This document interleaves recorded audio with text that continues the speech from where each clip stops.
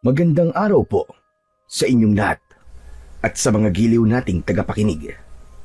Nandito na naman po tayo sa paglalahad ng kwento ng isang batang sinubok ng katatagan at hamon sa buhay. Ang 10 taong gulang na bata na si Buboy ay lumaki sa pangangalaga ni Lolo Carding. Isang gabi kung saan ay malakas ang bagyo, inutusan siya ng kanyang lolo na dalhin sa ligtas na lugar ang alaga nilang kalabaw na si Kongge. Ngunit nakakita siya ng naglalakad na bolang kidlat. Sa kanyang paglapit ay bigla siya nitong hinabol at kahit saan siya magpunta ay sinusundan siya nito. Dahil doon, makakawala sa tali ang alaga niyang si Kongge at kamumuhian naman siya ni Lolo Carding. Sa kanyang paghahanap sa kalabaw, matatagpuan niya ang mga nilalang na nagtatago sa dilim.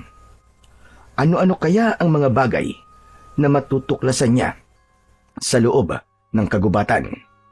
Magagawa kaya niyang labanan ang lumalakas na puwersa ng kadiliman?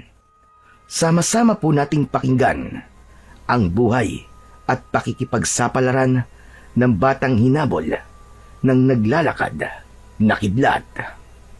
Ngunit bago po ang lahat, mga idol, huwag po nating kalimutang mag-subscribe at i-hit ang notification bell sa aking YouTube channel na The Voice Addict at Apong Isaak para sa mas marami pang makapigil hiningang kwentong aswang at katatakutan mula sa mundo ng kababalaghan. Umpisahan na po natin ang kwento. Pambihira! Diyos mo yung batang ere! Abay, nandito ka pa rin! Hindi mo talaga susundin ang ipinag-uutos ko. Puntahan mo na ang kalabaw natin doon sa bukid. At baka tumaas ang tubig sa ilog. Umapaw na naman yun hanggang sa pinagtatalian natin ang kalabaw. Aba, maawa ka naman sa hayop mo, boy. Pababayaan mo bang malunod doon si Kongge? Aba, pambihira ka talaga, bata ka, oo. Ang hirap-hirap mong utusan. Paano, Lolo Carding? Natatakot po kasi ako sa kidlat at kulog Bakit naman po kung kailan kasi umuulan at malakas ang hangin sa kanya pa po ako uutusan na pumunta sa bukid? Maawa rin naman po kayo sa akin. Aba, pambihira ka talaga, bata ka, oo. Hindi mo ba alam na may bagyo tayo ngayon? Abay, ilang oras lang maaaring umapaw na ang tubig sa ilog dahil sa malakas na ulan. Bakit kung mainit ba ang panahon ay uutusan kitang kunin si Kongge sa bukid? Hala, sige na, kumilos ka na. Bakit ba panay ang reklamo mo, Boboy? Ay, Diyos mio, puro ka nalang reklamo. Kung gumagalaw ka dyan, di sana itapos na. Baka nakauwi ka na kagad. Saka ano bang kinakatakot mo? Hindi ka naman hahabulin ng ulan Hindi naman po ako natatakot sa ulan, Lo Kundi natatakot po ako sa malakas na kulog at kidlat. Saka ang lakas na po ng ulan, Lo. Ayoko na pong pumunta ron. Natatakot po ako mag-isa Ay, nako, bata ka. Ang ibig mo ba sabihin pababayaan na lang nating malunod ang alaga nating kalabaw? Abay, pambihira. Mas mahalaga pa sa'yo ang kaduwagan mo kaysa sa buhay ni Kongge. Hindi niyo po kasi naiintindihan, Lo Marami pong tinatamaan ng kidlat, lalo na po kapag malakas po ang ulan. Kaya natatakot po talaga ako. Lo, ayoko po talagang pumunta ron. Abay, Diyos ka, ano ba naman ito? Puro ka na lamang katwiran. Wala naman sa lugar. Hindi ka naman dapat matakot sa kidlat dahil wala pa namang tinatamaan ng kidlat dito sa lugar natin. Kaya't sige na. Puntahan mo na ang kalabaw natin at nang mapanatag na loob ko. Lo, ayoko po talaga. Hanggat di niyo po sinasabi kung paano nabubuo ang kidlat para maniwala kung hindi na nakakatakot ang kidlat. Ay nako, wala na talaga akong masabi sa'yo. Kapag ayaw mo mautusan, ang dami mong katwiran. Sawag-sawa na ako sa kaduwagan mo, Buboy. Hindi na nakakatuwa. Nakakabwisit na. Bakit ba kailangan kong pumunta ron, Lo? Kayo na lang po ang kumuha sa kalabaw natin. Sa anong magagawa ko talaga naman pong natatakot po ako sa kulog at kidlat Noon pa naman po ako ganito Kaya sige na po, Lo. Kayo na lang po ang pumunta doon. Hindi ako pwedeng lumusong sa tubig lalo na kapag umuulan. Masakit ang paa ko dahil sa rayuma. Isa pa, Apo. Diyos ko naman, matanda na ako. Madali akong kapitan ng ubo at sipon. Kapag nagkasakit ako, paano na tayo? Kung mapapahamak naman si Kongge, Aba, wala na akong makakatulong sa pagbubukid. Para naman po sinabi niyong ayos lang po kapag ako naman ang nagkasakit. Hindi naman sa ganon, Apo. Matanda na nga si Lolo. Hindi ko na kayang tumagal sa lamig. Apo, nakikiusap ako sa'yo. Wala naman tayong ibang maaasahan Tayong dalawa na lamang ang magkasama sa buhay. Sino pa ba ang magtutulungan, kundi tayong dalawa lang?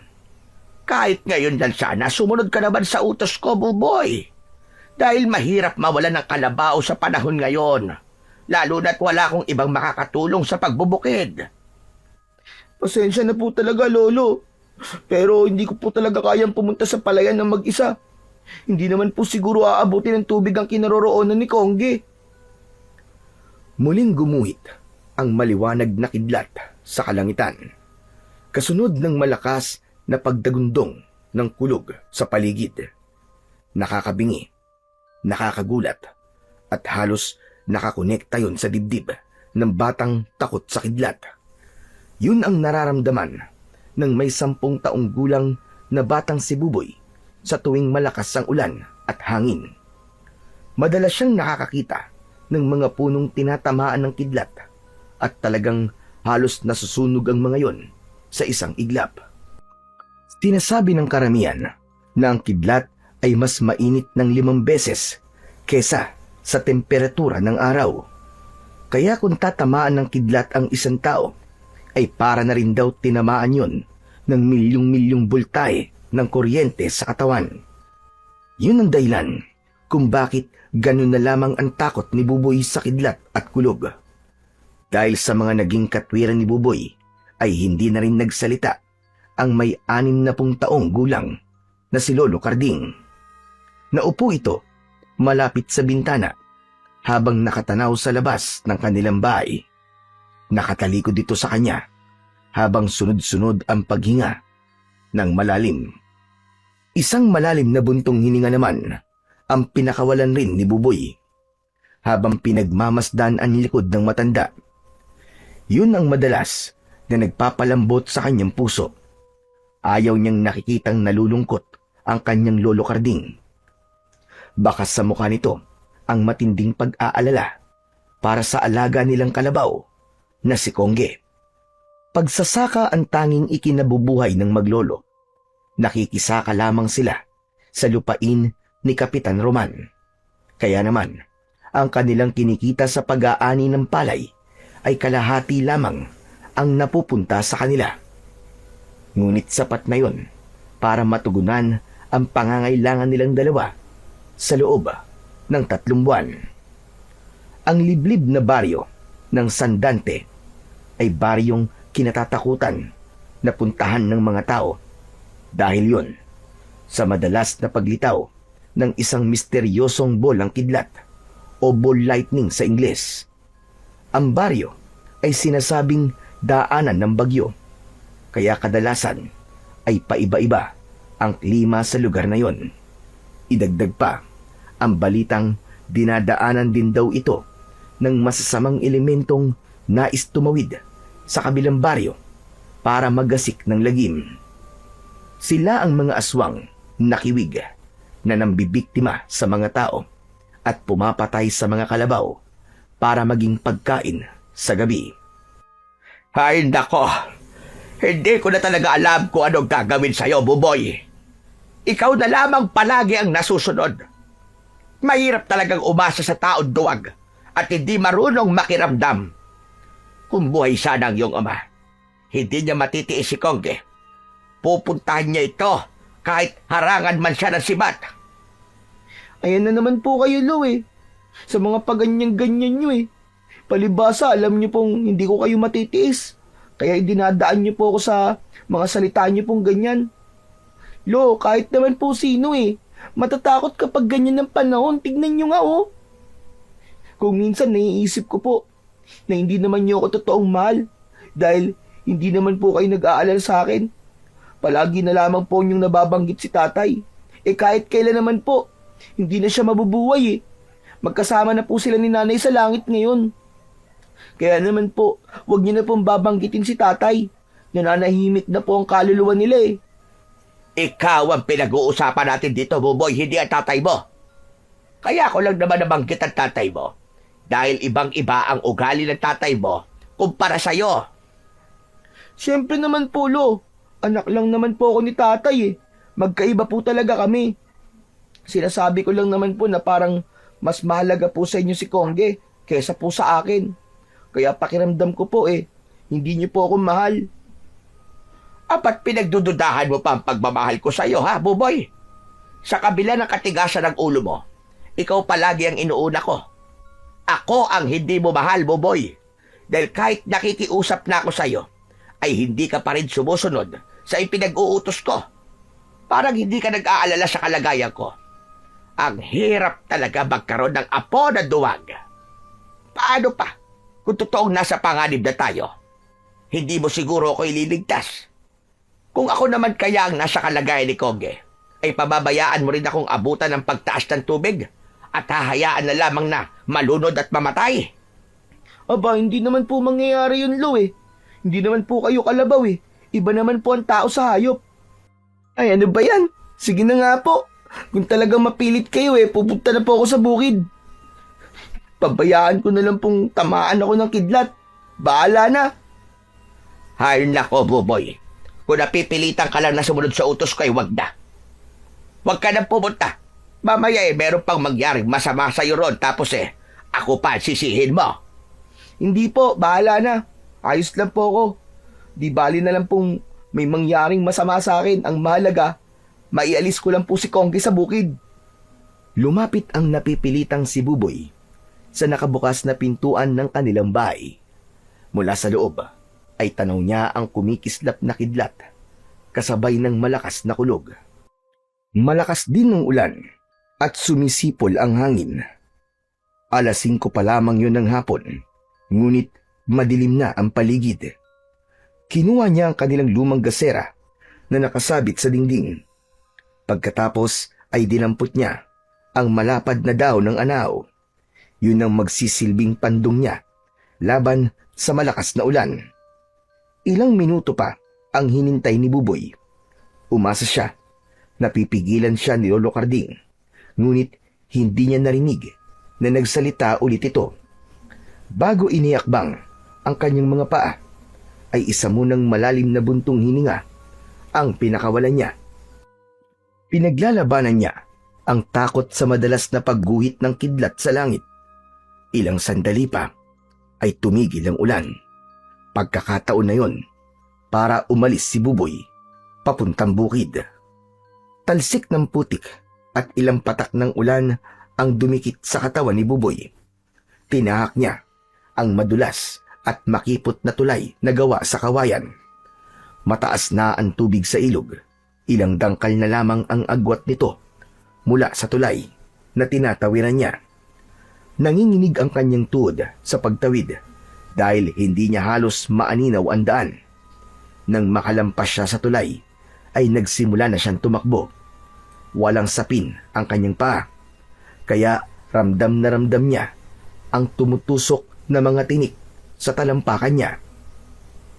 Pagkalipas ng ilang minutong paglalakad, sa wakas ay narating niya ang kinaroroonan ng kanilang palayan. Subalit hindi niya makita ang pinagtalian ng kalabaw. Dismayadong nagpalingalinga si Buboy sa paligid. Isang malalim na hininga ang muling pinakawalan niya. Naglakad pa siya sa palibot ng palayan. Umaasa siyang makikita niya si Kongge. Anak ng pambihira naman oh. Nasaan ka na ba, Kongge? Magpakita ka na. Asan ka ba? Ngunit hindi mahanap-hanap ni Buboy si Kongge. Kaya naman, nagsimula na siyang mag-alala. Tinawag niya ito ng paulit-ulit habang naglalakad sa pilapil ng palayan. Bumundol ang kaba niya sa kanyang dibdib.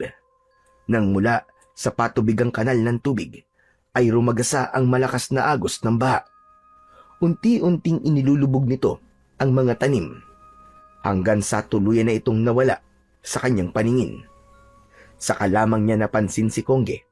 Nakatayo itong nakatanaw sa kanyang kinaroroonan. Panay ang atungal na tila ba humihingi ng saklolo, habang ang bukid ay nagmistulang dagat dahil sa patuloy na pagtaas ng tubig. Mabilis na tumakbo si Buboy papunta sa kinaroroonan ng kalabaw, habang ang tubig ay halos umabot na sa kanyang bewang. Kaya naman, nahirapan na siyang maglakad. Kulang na lang ay mabingi siya sa sariling tibok ng kanyang puso dahil bigla niyang narinig ang muling pagguhit ng kidlat sa kalangitan. Hanggang sa tuluyan niya ng malapitan si Kongge. Kinausap niya ito na parang isang tao. Ano ka ba naman, Kongge? Kanina pa ako nagtatawag sa'yo eh. Bakit kayo nga lang nagpakita? Pambihira ka naman, oo. Nakikita mo nang mabilis ang pagtaas ng tubig eh. Hindi ka pa rin umaalis dyan. O yan. Wala na, tatanggal ko na yung tali mo. Umalis na tayo rito. Mabuti na lang pala eh, may dala akong ilaw na gasera. Nakikita na natin ang daan. Sa paghakbang ni Buboy ay biglang lumakas ang ihip ng hangin. Sumisipol na parabang gusto silang tangayin. Ngunit bigla siyang nakaramdam ng kakaibang presensya ng nilalang sa paligid. Bumundol ang kaba sa kanyang dibdib at napasulyap sa natitigilan na rin na kalabaw. Humuni ito ng malakas at panayang kamot sa tiyan gamit ang sungay nito. Nararamdaman mo ba yun, Kongge? Parang may kakaiba sa paligid, di ba? Kahit umuulan, tila mainit ang singaw at nangangamoy asupre. Naamoy mo rin ba naamoy ko, Kongge? Magkakasunod na napasinga si Kongge. Tila sinasabi nito na naaamoy rin ito ang naaamoy ni Buboy. O di ba?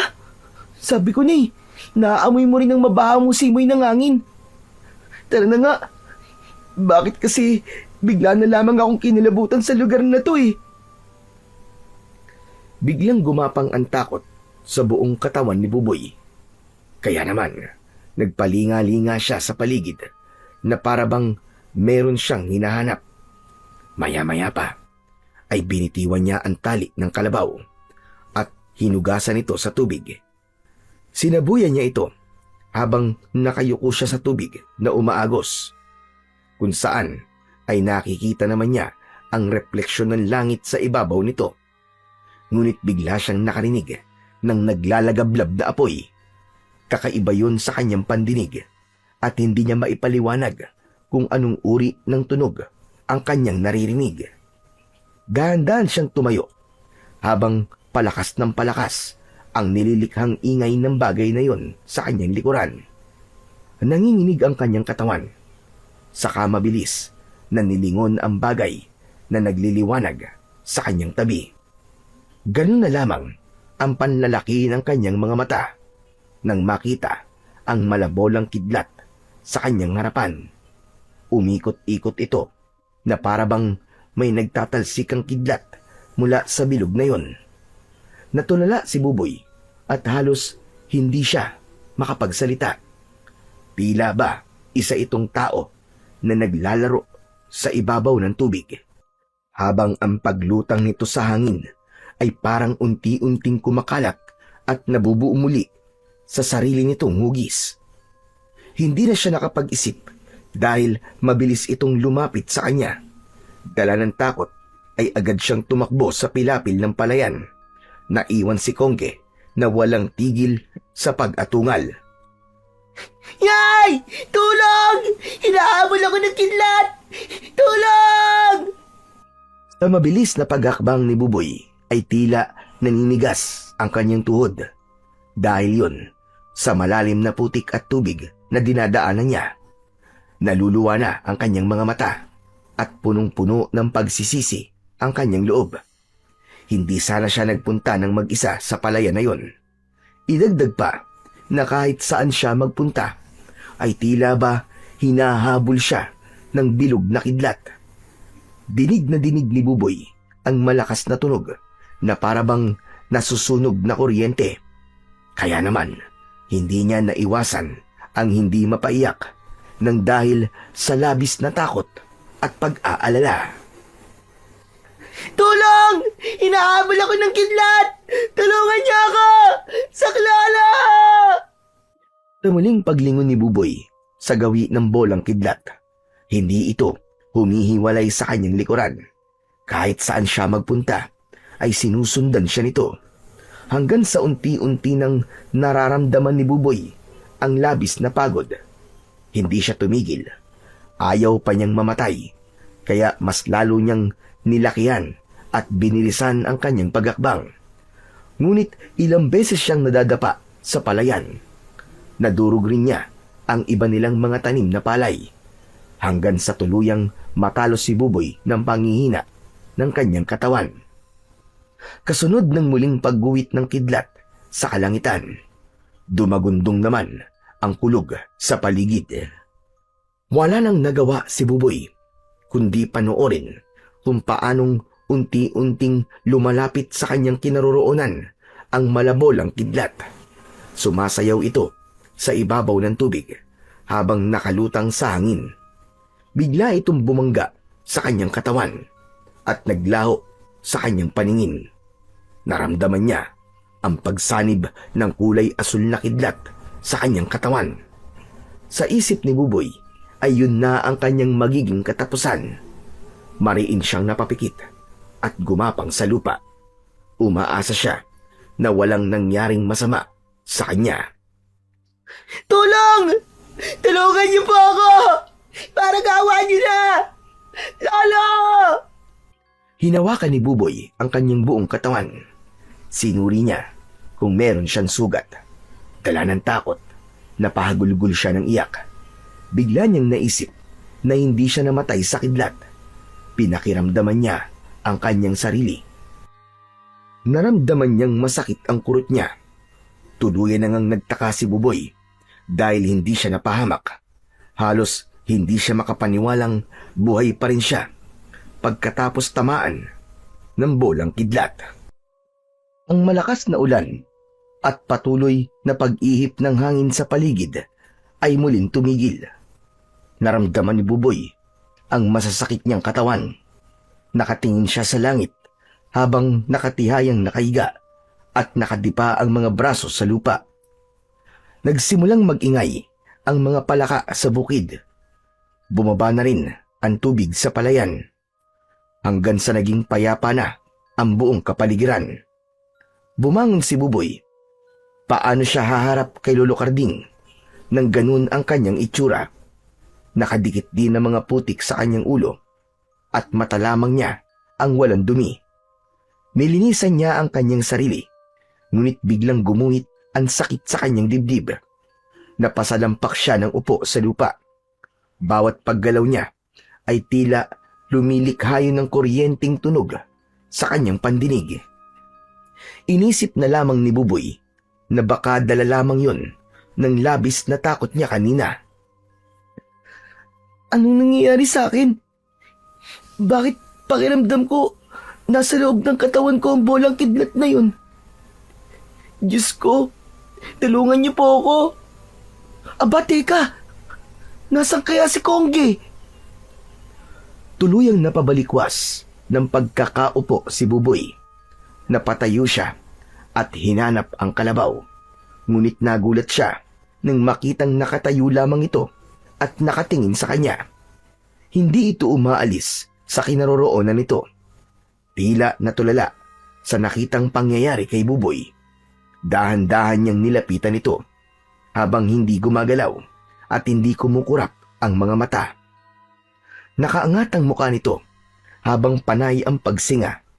Hindi nito inaalis ang tingin sa naglalakad na si Buboy. Habang naglalakad siya, ay napansin niya na tila nagtitilamsikan ng tubig sa kanyang paanan. Matagal niyang pinagmasdan ng tubig na parang kumukulo dahil sa init. Diyos ko! Ano to? Bakit nagkakaganito ang paa ko? Iniangat ni Buboy ang kanyang paa sa tubig at nagmamadaling naglakad papalapit kay Kongge. Nakita niyang paatras na humakbang ang kalabaw. Pero dahil hindi pinansin ni Buboy ang nangyayari sa kanyang sarili, inakala niyang tatakas ang kalabaw. Kaya naman, mabilis niya itong hinabol at hinawakan sa buntot. Ngunit laking gulat niya nang tumalon ng mataas ang kalabaw na parabang napaso ito sa kamay niya. Dala ng takot at labis na pagkabigla ng alaga niyang si Kongge, kumaripas ito ng takbo papalayo sa kanya. Natanaw niyang tila umuusok ang buntot ng kalabaw. Nagtatakang napatitig si Buboy sa kanyang mga kamay. Nanginginig ang kanyang palad.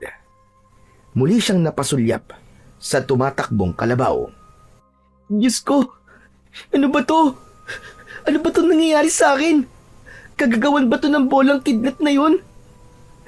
Diyos ko, ano pag gagawin ko? Hindi to maaari! Inilinga ni Buboy ang kanyang paningin sa paligid. Hindi niya alam ang kanyang gagawin ng mga sandaling yon. Mabuti na lamang at sumilip na ang buwan sa ulap at lumiwanag ang kanyang paligid. Malinaw niyang naaninaw ang lugar kung saan siya naroroon. Sinulyapan niya ang kanyang lumang gasera. Nasa lupa na ito at nakatumba. Agad niya yung kinuha, saka muling tumingin sa gawi ni Kongge. Ngunit wala na ang alaga niyang kalabaw. Halos mabingi siya sa kaba nang maisip na wala na siyang kasama. Bigla siyang nanigas sa kinatatayuan nang makarinig siya ng sitsit sa kanyang likuran. Diyos ko naman po! Tama na po!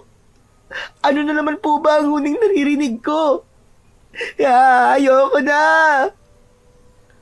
Ngunit hindi pa rin matiis ni Buboy na hindi tignan ang nilalang na sumisitsit. Kaya ganun na lamang ang panlalaki ng kanyang mga mata nang makita ang nakatayong ahas na kobra. Kasing lapad ng palad niya ang leeg nito habang ang katawan ay nakakilo na handa ng tumuklaw. Tama na! Maawa ka naman, Cobra! Oh. Masakit na nga ang katawan ko eh. Iniwan pa ako ni Kongge. Kaya tama na! Ngunit hindi na natapos pa ni Buboy ang kanyang pagsasalita dahil bigla na lamang siyang tinuklaw ng ahas. Sakto ang pagtama ng ngipin nito sa palad niya. Nagulat siya sa pagkislap ng bibig at buong katawan ng kobra. Umusok ang buong katawan ng kobra at nang bumagsak ito sa lupa ay hindi siya makapaniwalang nangitim ang balat nito na parang uling. Mas lalong nag-alala si Buboy sa nangyayari sa kanyang mga kamay. Napaatras siya habang nanlalaki ang kanyang mga mata. Hindi niya inaalis ang kanyang paningin sa katawan ng nasunog at namatay na kobra. Paano nangyari yun? Hindi kaya nagkaroon ako ng kuryente sa kamay ng dahil sa bolang kidlat na tumama sa akin? Pero bakit kaya hindi ako nasunog? Bulong ni Buboy sa kanyang sarili. Napatakbo siyang papalayo sa kinaroroonan ng ahas. Maguluman ang kanyang isip. Iisa lang ang malinaw sa kanya ng mga sandaling yun. Nagkaroon siya ng kakaibang kakayahan nang tamaan siya ng bolang kidlat. Mabilis ang kanyang takbo papunta sa kanilang bahay. Takot na takot siya at umiiyak habang tinatahak ang daan pauwi. Naguguluhan siya. Nanginginig ang kanyang katawan. Ni hindi niya napansin kung paano siyang nakatawid sa tulay. Pagkalipas ng ilang minutong pagtakbo, ay narating ni Buboy ang tapat ng kanilang bahay. Pagdating niya roon, ay agad siyang pumasok sa loob ng kanilang kubo. Huli na nang naisip niya na magagalit sa kanya ang matanda dahil iniwan niya si Kongge. Habol ang hininga na hinanap niya ang kanyang lolo Karding. Lolo! Lolo Karding! Lolo Karding, nasan po kayo? Lolo! Lolo, tulungan niyo po ako! Narinig ni Buboy ang yabag ng paa ni Lolo Karding mula sa kwarto nito. Lumabas ito ng pintuan at mariin siyang pinagmasdan. Nagtataka itong nakatingin sa basa niyang damit. Napahakbang siya paatras. Umiwas siya sa matanda. Aba, ano nangyari sa'yo, Buboy? Bakit marumi ang damit mo? At marami kang putik sa katawan? Lolo, tumakbo po si Kongge. Nawawala po siya. Hindi ko na po siya mahanap. Ano ka mo? Paanong nawala si Kongge? Anong ginawa mo, Buboy? Pambihira naman. Masyado po mabilis ang pangyayari, Lo. Natakot po siya sa pagtaas ng tubig eh. Nagulat din po siya sa pagdagundong ng kidlat. Kaya po tumakbo siya papunta po dun sa kakawiyan. Bakit hindi mo hinabol? Sinundan mo sana. Naku, baka mawala yon. Talamak pa naman ang nakawan ng kalabaw sa lugar natin. At kung minsan dahil sa inggit ay pinapatay nila ang mga hayop. Pambihira ka naman, oo. Hindi mo man lang pinagmalasakitan ng kalabaw natin. O baka naman, sinadya mong pakawalan ng kalabaw natin. Magsabi ka nga ng totoo, ha, Buboy? Mas importante pa po ba sa inyo ang buhay ni Kongge kaysa sa akin, Lolo? Nagsasabi po ako ng totoo. Sinundan ko po siya. Pero masyado po mabilis ang kanyang takbo. Hindi ko po talaga siya naabutan, Lo. Maniwala naman po kayo sa akin. Hindi po ako nagsisinungaling sa inyo. Kailangan ni Buboy na magsinungaling para malaman ng matanda kung ano ang nangyari sa kanya sa palayan. Paano kitang paniniwalaan, Buboy? Sige nga, sa katigilan mo na ang pagkukumpara kay Kongge at sayo. Magkaiba kayo, pero pareho ko kayong pamilya. Sinabi ko na nga ba't yung pagrereklamo mo kanina ay merong kapalit? Pinabayaan mo ang kalabaw natin. Yun ang totoo. Wala ka talaga silbing utusan. Nagpaabot ka pa ng gabi para hindi ko mahalata ang kalokohan mo. Pagkasabi nun ni Lolo Karding, ay lumapit ito sa dingding. Kinuha nito ang salakot na sombrero. Teka, sandali lang po, Lo. Saan po kayo pupunta? Saan pa ba ako pupunta, ha, Buboy? E di hahanapin ko si Kongge dahil kahit kailan, hindi niya ako pinabayaan sa pagtatrabaho. Tinutulungan niya akong mapagaan ang gawain ko. Kaya hindi ko siya pwedeng pabayaan. Hahanapin ko siya. Pero Lo, gabing-gabi na po. Baka po mapahamak kayo. Huwag na po kayong umalis. Hindi pwedeng hayaan ko magpagala-gala sa labas si Kongge. Masyadong delikado para sa kanya. Kaya kung totoong nagmamalasakit ka sa akin, sana man lang hinanap mo siya. Lolo, kalabaw lang po si Kongge. Buhay niyo po ang nakataya kung sakaling mapahamak po kayo. Talaga po bang hindi mahalaga sa inyo ang buhay niyo? Mahalaga sa akin ang buhay ko, Buboy. Pero mahalaga rin sa akin si Kongge. Kahit ikaw, kapag nawala ka, hindi kita susukuan. Hahanapin din kita.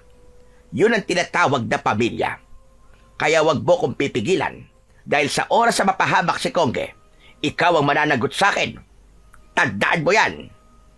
Hindi na napigilan ni Buboy na umalis ang matanda. Natanaw na lamang niya itong tumakbo sa madilim na bahagi ng daan. Wala itong dalang ilaw at wala ring dalang itak na panlaban sa mga mababangis na hayop na makakasalubong nito sa gubat. Napuno ng takot at pag-aalala ang dibdib ni Buboy. Gusto man niyang pigilan si Lolo Karding, subalit natatakot siyang mahawakan sa kamay ang matanda. Nag-aalala siyang baka mangyari din dito ang nangyari sa ahas kanina. Kaya muling pumatak ang luha sa kanyang mga mata. Hindi siya sanay na palaging nagagalit sa kanya ang kanyang Lolo Karding. Idagdag pa ang hindi makakalimutang banta nito sa kanya. Kaya lihim siyang nagagalit sa alaga niyang si Kongge. Para sa kanya ay kasalanan nito kung bakit palagi siyang nasesermonan ni Lolo Karding. Maya-maya pa ay naramdaman ni Buboy ang panghihina ng kanyang katawan. Pakiramdam niya ay para siyang lalagnatin. Mabigat ang hakbang na pumasok siya sa loob ng kanyang silid. Isinarado niyang mabuti ang pinto para hindi makapasok ang matanda. Hanggat maaari ay iiwasan niyang mahawakan si Lolo Carding at ililihim dito ang totoong nangyayari sa kanya. Kaya naman, nagsimula na siyang magpalit ng damit. Pagkatapos magbihis, ay binalot niya ng kumot ang kanyang katawan. Nahiga siya sa katre habang pinagmamasdan ang mga kamay. Tinignan niya kung masusunog ang tela ng kumot, ngunit nagtataka siyang walang reaksyon ang bagay na yon sa palad niya. Kung ganun, sa mga may buhay ka lang nagkakaroon ng reaksyon? Ano kaya ang nangyayari sa akin? Bakit kaya nagkakaganito ang mga kamay ko? Matagal na pinagmasdan ni Buboy ang kanyang mga palad. Ngunit pagkalipas ng ilang minuto, habang hindi pa dinadalaw ng antok si Buboy, bumalandra ang pinto sa kanilang balkonahe. Tila ba may pumasok na isang malakas na nilalang. Bumilis ang tibok ng kanyang puso at pinakiramdaman ang ingay sa labas ng kanyang silid. Maya-maya pa ay narinig niya ang malakas na boses ni Lolo Carding. Galit na galit ito na pilit binubuksan ang nakasaradong pintuan ni Buboy. Mabilis siyang napatayo sa kanyang katre at maingat na hinarangan ang kanyang pinto upang hindi makapasok ang matanda. Buboy! Buksan mo ang pinto! Talagang tatamaan ka sa akin na bata ka. Nasaan si Kongge? Saan mo siya dinala? Lolo Carding, wala pa akong alam sa sinasabi niyo. Talaga pong tumakbo siya sa bahagi ng kakahuyan. At hindi ko na po alam kung saan po siya nagpunta. Hindi ako naniniwala sa'yo. Siguro, iniligaw mo siya sa kakahuyan dahil matagal ka ng galit sa kalabaw ko. Lumabas ka rito, bata ka, mag-usap tayo. Kung hindi, sisirain ko tong pintuan mo. Sinasabi ko sa'yo, Buboy. Tatamaan ka talaga sa akin. Punong-puno na ako sa'yo. Habang nagwawala si Lolo Carding sa labas ng silid ng bata, ay malakas din ang tibok ng puso ni Buboy. Takot na takot siyang baka makapasok ang matanda sa loob ng kanyang kwarto. Kaya halos mamula ang kanyang kamay sa pagtulak sa dingding ng pinto. Ngunit biglang lumitaw ang tila agresibong kuryente sa kanyang mga kamay. Lumilikha yun ng tunog na tila nasusunog na kuryente. Halos mabingi si Buboy sa naririnig niyang ingay sa kanyang paligid. Maya-maya pa ay muling umalingaw-ngaw ang malakas na sigaw ni Lolo Carding. Sinasabi na buksan mo ang pinto na to, Buboy. Bakit ka ba nagsasara ng pintuan? Harapin mo ako. Halata talaga na may ginawa kang masama, lintik ka, bata ka. Dahil umiiwas ka. Sumagot ka. Huwag kang magkulong sa kwarto. Buksan mo ito. Wala po akong ginagawang mali, Lolo. Bakit po ba'y pinagpipilitan niyo na may ginawa po ako masama sa kalabaw natin? Ganyan na po ba kasama ang tingin niyo sa akin, Lo? Apo niyo po ba talaga ako? Hindi naman po kayo dating ganyan, ah. Kapag nagkakamali po ako, hindi po kayo nagagalit. Pinagsasabihan lamang po ninyo ako. Pero nang si Konggi na ang nawala, bigla po kayo nagkaganyan.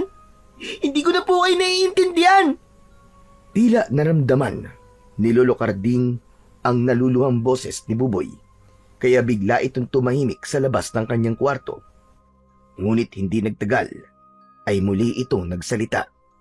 Merong himig na galit at pagsisisi. Alam mo ba kung bakit na mahal ko si Kongge? Itinuring ko siya na para kong tunay na anak. Dahil iniligtas niya tayo sa bingit ng kamatayan. Nang minsan na sinalakay tayo ng mga aswang na kiwig. Siya ang nasugatan. May damdamin siya na parang sa tao. Kaya nasisiguro kung sinaktan mo siya kaya kanya iniwan. O binugbog mo siya ng palo. Kaya siya umalis. Nag-aalala kung matsempuan siya ng mga gutom na aswang. Talagang hindi kita mapapatawad kung merong mangyaring masama sa kanya. Isang tahimik na paghikbi ang narinig ni Buboy mula sa labas ng kanyang kwarto. Tila ba may kutsilyong sumaksak sa kanyang dibdib nang marinig ang pagluha ng matanda. Yun ang kauna-unahang pagkakataon na umiyak si Lolo Carding. Kaya naman, naipangako niya sa kanyang sarili na bukas din ay hahanapin niya si Kongge. Alam niya na ngayon kung bakit gano'n na lamang ang pagmamahal ng lolo niya sa kalabaw na yon. Isang bagay na hindi niya naiintindihan sa una. Bumagsak ang luha sa mga mata ni Buboy habang nakatitig sa nagliliyab niyang mga kamay. Pagkatapos marinig ni Buboy ang pahayag na yon ni Lolo Carding, narinig niya ang yabag ng paa nito papalayo sa kanyang kwarto. Saka lamang siya nakahinga ng maluwag nang hindi na ito nagtangkang pumasok pa. Nanghihinang muling napaupo si Buboy sa kanyang katre, saka pabulong na nagsalita habang nakatitig pa rin sa kanyang mga kamay. Kailangang hindi malaman ni Lolo ang tungkol sa mga kamay ko. At kung ano ang totoong nangyayari sa akin, hanggat hindi ako nakakasiguradong ligtas si Lolo, di ko siya maaaring hawakan. Hindi niya dapat malaman ang tungkol sa kidlat na lumalabas sa aking mga kamay. Pero, ano ba ang gagawin ko? Diyos ko, gabayan niyo po ako. Huwag niyo po sanang hayaang mapahamak si Kongge. Kung ano man po ang bagay na to sa mga kamay ko, maluwag ko pong tatanggapin. Kung ito po ay galing sa inyo. Isang malalim na buntong hininga ang pinakawalan ni Buboy. Naiga siya sa kanyang katre at saglit na nagpahinga. Dala ng matinding pagod at nararamdamang mataas na lagnat, ay agad na nakatulog si Buboy. Kinabukasan ay maagang nagising si Buboy. Inunahan niyang bumangon si Lolo Carding.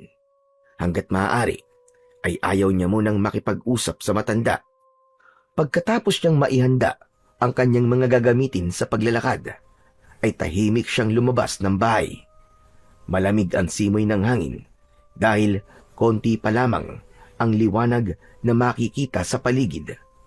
Ang tilaok ng manok ang maririnig sa tahimik na labas ng bahay ng matanda.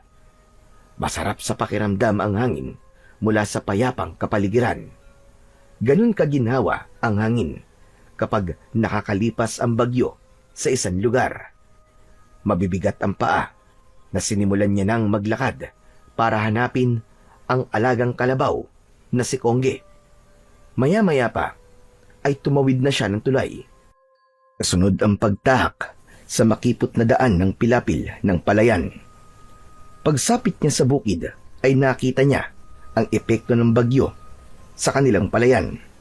Malungkot at punong-puno ng panghihinayang ang naramdaman ni Buboy ng mga sandaling yon. Naglakad siya hanggang sa pagpasok sa masukal na kagubatan. Tahimik niyang tinatak ang daan habang walang tigil ang paglinga sa buong paligid. Umaasa siyang mahahanap at makikita niya ang kalabaw na si Kongge.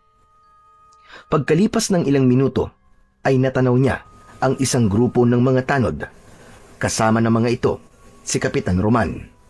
Sinubukan niyang umiwas, ngunit nakita na siya ng mga ito.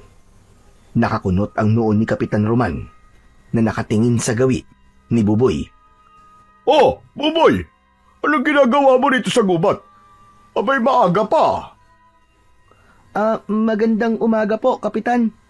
Hinahanap ko po kasi si Kongge. Nawala po siya kagabi. Aba, magagalit sa si Tatay Carding. Nako, bakit mo naman pinabayaang makawala? Marami pa naman kaming nadaan ng mga kalabaw dyan sa kakauyan na nabagsakan ng mga puno. Kinain na nga lang ng mga mababangis na hayop ang mga laman loob ng mga yun eh.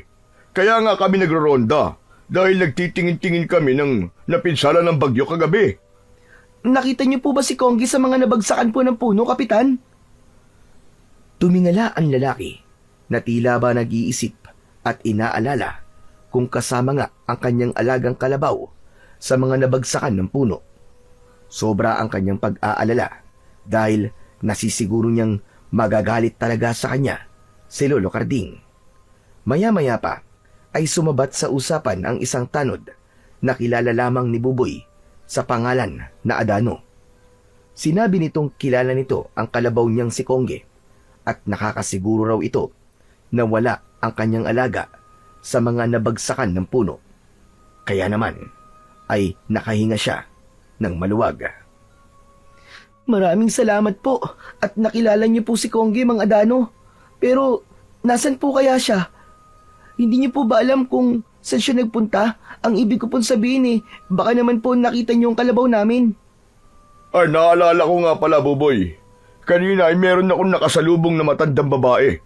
Nakatira siya sa pusod ng kagubatan. At sabi niya meron daw tong nakitang kalabaw na kumain sa kanyang pananim na mga saging. Ang mabuti pa kaya puntahan mo na. At baka si Kongge na nga ang nakita na matandang yon. Biglang nagkaroon ng pag-asa si Buboy. Tuwang-tuwa siya sa sinabi ni Kapitan Roman. Muntik pa niya itong mahawakan sa braso, ngunit napigilan niya ang kanyang sarili. Napaatras siya ng hakbang at napangiti na lamang sa mga tanod at kay Kapitan. Maraming salamat po, Kapitan. At sa inyo po, Mang Adano. Sige po, pupuntahan ko na po si Kongge. Ay hala, sige na. Umalis ka na. At baka kung ano pa ang gawin na matandang yun sa kalabaw. Galit na galit pa naman kanina dahil inubos raw ang pananim nito. Madali mo naman mahahanap ang bahay ng matanda dahil nag-iisa lamang ang bahay nito dun sa kakahuyan. Sige na, madali ka. Marami po salamat sa pagturo, Kapitan Roman. Sige po, alis na po ako. O sige, mag-iingat ka sa pagpunta ron. Marami pa naman ang mababangis na hayop na nakatira sa kagubatan. Sana'y nagpasama ka na lang kay Tatay Karding. Ay, hindi na po. Dahil galit nga po siya sa akin kagabi. Ay, teka, sandali lang po, Kapitan. Kilala niyo po ba ang matandang babae na kumuha po kay Kongge? Naku, pasensya na, Buboy. Dahil lang ang matandang yun. Sa tingin ko nga masungit at masama ang ugali niya. Basta't mag-iingat ka na lang sa pagpunta ron. Tanggapin mo na lang ang galit niya dahil kasalanan mo rin naman Sayang kasi yung nasirang pananim ng matanda. Baka pabayaran pa sa inyo yon. Ay siya, sige na. Kami aalis na rin. Nang tumalikod sa kanyang harapan ang mga ito, ay nagsimula na rin na maglakad si Buboy papasok sa gubat.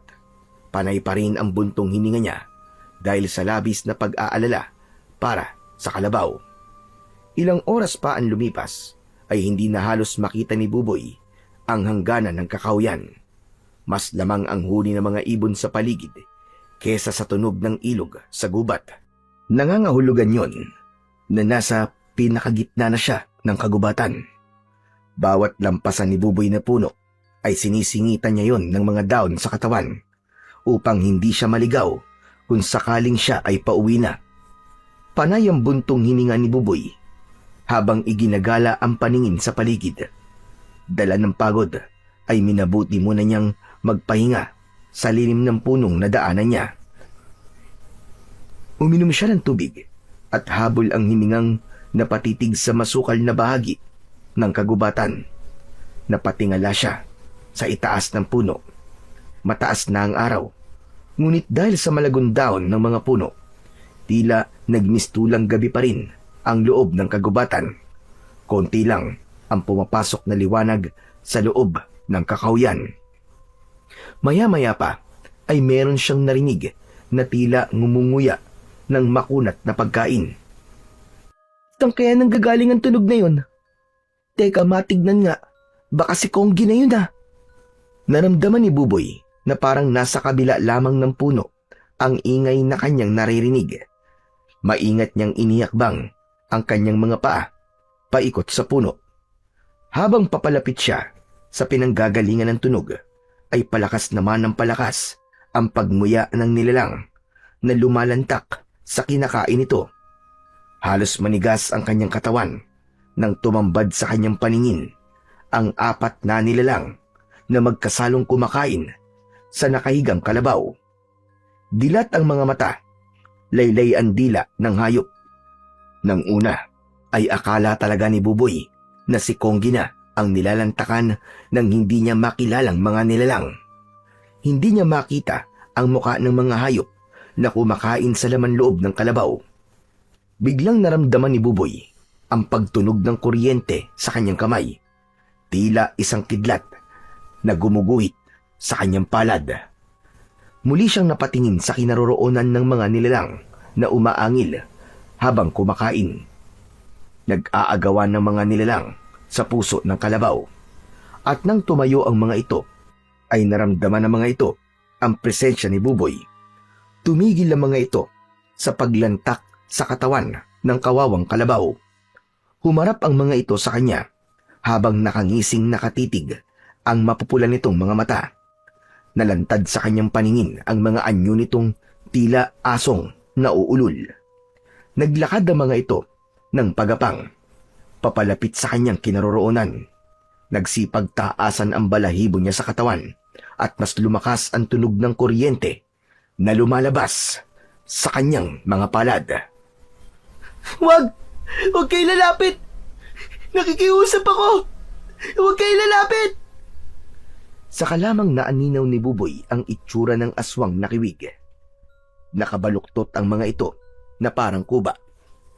Pagapang kong maglakad habang ang mga mata ay napakapupula, maitim ang balat, at ang buntot ay nakaunat ng tuwid. Mas lalong natakot si Buboy nang lumitaw ang malalagari nitong mga ngipin habang walang tigil sa pag-angil. Wag!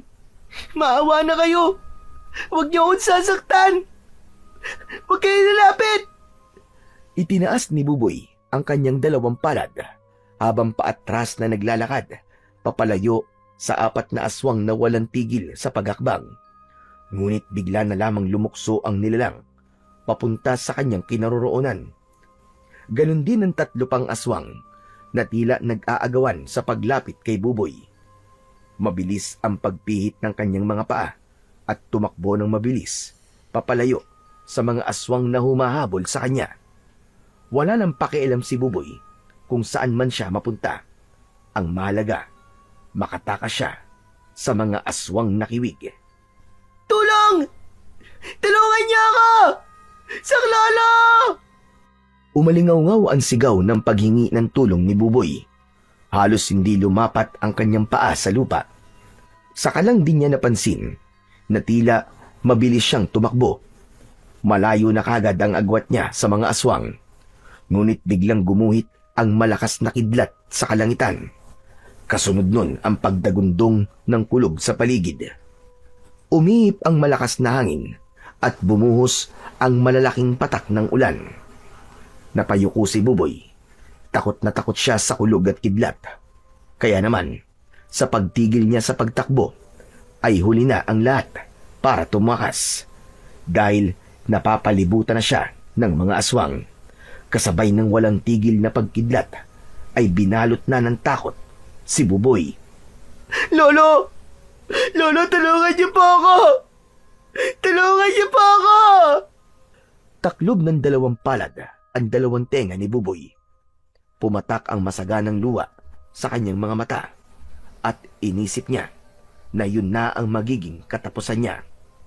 Nagsisisi siyang nagpunta ng mag-isa sa gubat na yun. Nanginginig ang buong katawan ni Buboy habang naririnig ang pag-angil ng mga aswang na kiwig sa kanyang paligid. Wag! Wag kayo lalapit! Parang awa niyo na! Wag kayo lalapit! Wag niyo akong sasaktan! Ngunit hindi nakinig ang mga aswang. Sabay-sabay ang mga ito na umatake sa kanyang kinaroroonan. Kaya naman, wala nang nagawa si Buboy kundi ang tanggapin ang pagkagat ng mga aswang sa kanyang katawan.